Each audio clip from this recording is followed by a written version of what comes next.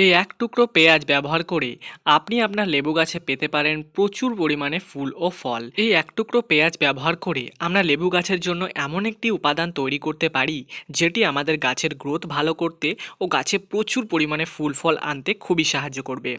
নমস্কার বন্ধুরা, কেমন আছেন আপনারা সকলে? আশা করি প্রত্যেকেই আপনারা ভালো আছেন। আজকে আবার একটি নতুন ভিডিওতে আপনাদেরকে অনেক অনেক স্বাগত জানাই। এই সময় অর্থাৎ এই ডিসেম্বর মাসে যদি আপনার লেবু গাছে একটাও ফুল ফল এইসব কিছুই না এসে থাকে, তাহলে কিভাবে যত্ন করলে ও কি জিনিস ব্যবহার করলে আপনার গাছেও এরকম সুন্দর সুন্দর ফুল ফল আপনিও অবশ্যই পেতে পারবেন, সেই বিষয়ে কিন্তু আজকের ভিডিওতে আপনাদেরকে আমি বলবো। তাই ভিডিওটি অবশ্যই পুরোটা দেখবেন, একটুও স্কিপ করবেন না।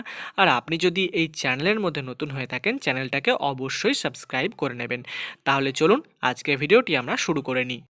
নভেম্বর, ডিসেম্বর এবং জানুয়ারি প্রধানত এই সময়টা কিন্তু লেবু গাছে প্রচুর পরিমাণে ফুল ও ফল আসার সময়।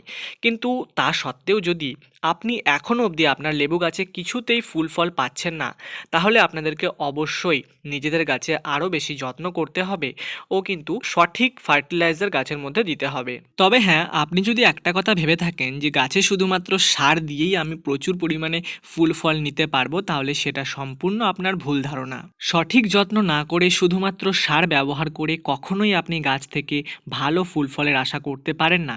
তাই আপনাদেরকে সবার প্রথমে গাছের সঠিক যত্ন করতে হবে। সারা বছর যদি যত্ন না করেন এবং এই সময় যদি এসে বলেন আমি গাছে ফুল ফল চাই, সেটা কিন্তু একটু মুশকিল ব্যাপার। তাই এখনও যদি আপনার গাছে ফুল ফল না এসেছে, তাহলে একটা কাজ আপনি করতে পারেন। প্রথমত, আপনার গাছের মধ্যে যত পুরনো ডাল রয়েছে তাদের ডগাগুলো একটু করে ছেঁটে ফেলবেন। মোটে 1 থেকে 2 ইঞ্চি, বেশি নয়।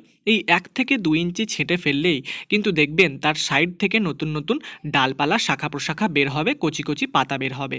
এবং লেবু গাছে সেই সমস্ত জায়গা থেকেই কিন্তু ফুল ও ফলের সৃষ্টি হয় যেখানে আপনার নতুন নতুন কচি কচি পাতা জন্মায়। এবং গাছে ছাঁটাই করার পর কিন্তু আমরা কি করব না, সার ব্যবহার করব। কিন্তু আপনার গাছে যদি ফুল ফল এসেছে, তবে অল্প পরিমাণে এসেছে, তাহলে কিন্তু গাছে কাটাই ছাঁটাই করার কোনো প্রয়োজন নেই। এছাড়াও আপনার যদি টবের মধ্যে গাছ রয়েছে বা এরকম মাছের পেটিতে গাছ রয়েছে, কিন্তু সেই গাছটিকে আপনি রৌদ্রের মধ্যে রাখেননি, কোনো ছায়াযুক্ত স্থানে রেখেছেন, তাহলেও কিন্তু লেবু গাছে ভালো ফুল ফল আপনি কোনোদিনই পেতে পারবেন না। তাই অবশ্যই লেবু গাছকে আপনারা এমন জায়গায় রাখুন যেখানে ভালো রকমের রোদের তাপটা পড়ে। এছাড়াও যদি আপনার গাছে একটাও ফুল ফল না এসে থাকে, তাহলে আপনি একটা কাজ করতে পারেন। এক্ষেত্রে কিন্তু আপনারা গাছে জল দেওয়া 1 সপ্তাহের জন্য সম্পূর্ণরূপে বন্ধ করে দিন। কোনো সমস্যা হবে না। আপনার গাছ যদি বড় হয়ে থাকে একটু এইরকম, তাহলে কিন্তু জল না দিলে আপনার গাছ মরবে না। তারপর 1 সপ্তাহ পর আমরা কিন্তু গাছের মধ্যে সার ও জল ব্যবহার করব।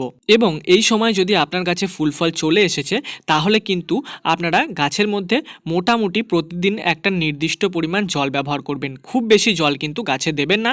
খুব বেশি জল দিলে কিন্তু গাছ জল বসা হয়ে যাবে এবং যে গুটিগুলো বা ফলগুলো গাছের মধ্যে বেঁধেছে, সেগুলো কিন্তু হলুদ হয়ে গাছ থেকে অবশ্যই ঝরে যাবে। এই যত্নগুলো কিন্তু আপনাদেরকে লেবু গাছে অতি অবশ্যই করতে হবে। এবং কি সার আপনারা গাছে ব্যবহার করবেন, অবশ্যই সেটি জৈব সার, এবং সেটি কিভাবে তৈরি করবেন ও গাছে ব্যবহার করবেন, এবার সেটি আপনাদেরকে আমি বলবো। ভিডিও শুরুতেই আপনাদেরকে বলেছি, এই এক টুকরো পেঁয়াজ থেকে কিন্তু আমি লেবু গাছের জন্য এমন একটি জৈব সার ব্যবহার করা আপনাদেরকে শেখাবো, যেটি আপনার কাছে প্রচুর পরিমাণে ফুল ফল নিয়ে আসবে। সেটার জন্য প্রথমেই আপনাদেরকে প্রয়োজন হবে 4 থেকে 5টি পেঁয়াজের খোসা। পেঁয়াজের খোসার মধ্যে কিন্তু প্রচুর পরিমাণে পটাশিয়াম রয়েছে, আর এই পটাশিয়াম কিন্তু আমাদের গাছে ফুল ফল প্রচুর পরিমাণে আনতে সাহায্য করে থাকে। তাই পেঁয়াজের খোসা কিন্তু আমাদের গাছে সার তৈরি করার আজকে মূল উপাদান। প্রথমে আমি 4 থেকে 5টি পেঁয়াজের খোসা কোনো একটি পাত্রে নিয়ে নেব। আমি এখানে কিন্তু একটা মগের ব্যবহার করছি, আপনারা চাইলে যে কোনো পাত্র ব্যবহার করতে পারেন। তারপর 4 থেকে 5টি পেঁয়াজের খোসা কিন্তু নিয়ে নেওয়ার পর আমি এর মধ্যে 1 লিটার পরিমাণ জল কিন্তু দিয়ে দেব। এবং জল দেওয়ার পরে এই জলটিকে এবং পেঁয়াজের খোসাটিকে আমরা এমনভাবে হাতের সাহায্যে মেশাবো যাতে করে সম্পূর্ণ পেঁয়াজের খোসাগুলো জলের মধ্যে ভালোভাবে ডুবে থাকতে পারে। এবং এই জিনিসটাকে কোনো একটা ছায়াযুক্ত জায়গাতে 7 দিনের জন্য রেখে দেব। 7 দিন পর আপনারা দেখতেই পাচ্ছেন যে পেঁয়াজের খোসা ও জল আমরা মিশিয়েছিলাম, সেটা কিন্তু সম্পূর্ণরূপে একটি জৈব তরল শক্তিশালী সারে রূপান্তরিত হয়ে গেছে। কিন্তু এখন আমরা কিন্তু এই সারটিকে গাছের মধ্যে ব্যবহার করতে পারবো না, তার কারণ এটি এখন খুবই একটি শক্তিশালী সার। তাই এটি যদি গাছের মধ্যে ব্যবহার করে দিই, তাহলে কিন্তু গাছ জ্বলে যেতে পারে এবং হিতে বিপরীত হতে পারে। তাই এই যে 1 লিটার সারটা প্রস্তুত করেছি, এর সাথে আরও 3 লিটার নর্মাল জল মেশাবো। তারপর সেটাকে একটু পাতলা করে নেব এবং মোটামুটি মোটামুটি 100 থেকে 200 ml করে আমরা আমাদের গাছে এই পাতলা তরল জৈব সারটি ব্যবহার করব। এই তরল জৈব সারটির মধ্যে কিন্তু প্রচুর পরিমাণে পটাশিয়াম রয়েছে, যা আপনার লেবু গাছে প্রচুর পরিমাণে ফুল ফল আনতে খুবই সাহায্য করবে।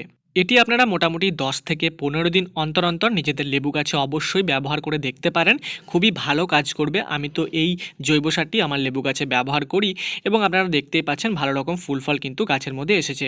তাই এই সিজনের মধ্যে আপনি যদি আপনার লেবু গাছে প্রচুর পরিমাণে ফুল ফল পেতে চান, তাহলে আপনিও এই সারটি অবশ্যই ব্যবহার করে দেখুন। আশা করছি আপনারা ভালো রেজাল্ট পাবেন। আর আজকের ভিডিওটা আপনাদের কেমন লাগলো আমায় কমেন্ট সেকশনে কিন্তু অবশ্যই জানাবেন। ভিডিওটা যদি আপনাদের ভালো লেগে থাকে তাহলে অবশ্যই ভিডিওটিকে একটি লাইক করে দেবেন। আর আপনি যদি এই চ্যানেলের মধ্যে নতুন ভিডিও দেখছেন তাহলে চ্যানেলটিকেও অবশ্যই সাবস্ক্রাইব করে নেবেন। চ্যানেলের মধ্যে গাছ সংক্রান্ত অনেক ভিডিও রয়েছে যেগুলো কিন্তু আপনাদের জন্য খুবই হেল্পফুল হবে, তাই সেগুলো অবশ্যই দেখুন। তাহলে আজকের মতো ভিডিওটা এখানেই শেষ করছি। দেখা হচ্ছে অন্য একটি গাছ সম্পর্কিত গুরুত্বপূর্ণ ভিডিও নিয়ে। সবাই খুব ভালো থাকুন আর নিজেদের গাছের যত্ন করুন।